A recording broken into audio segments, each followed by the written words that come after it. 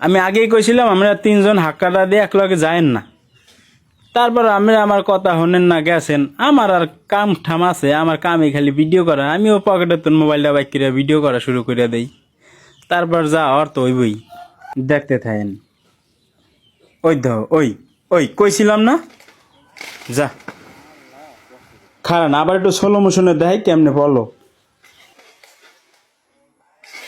অনেকে কয় না হারা রাস্তায় ভালো আইলাম, বাড়ির দ্বারা পাচার খাইলাম। হ্যাঁ গো, অবস্থা হইলো এরকম। এই যে দুইটা লোক হাক্কাতুন পইরা গেল, এই হাক্কাটারে ভাঙলো। কারণ এই হাক্কাটা দিয়ে আরো মানুষ যাতায়াত করতে পারতো না, হেরা দুইজনে ভাঙ্গে হালাইছে হাক্কাটা।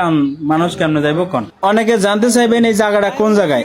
এটা হইলো মুলাদি বরিশাল সবিপুর ইউনিয়ন চরপদ্দা গ্রামে। এই হাক্কাটা হইলো গা মহসিন শিকদারের হাক্কা। এই হাক্কাটা আরো 4-5 বছর আগে মহসিন শিকদার এই যে দেখেন কি মোটা মোটা গাছ দিয়ে মজবুত ভাবে বানাইছে। 4-5 বছর হয়ে গেছে, আজকে এই দুজনে আয়া হাক্কাটা ভাঙ্গে হালাইলো।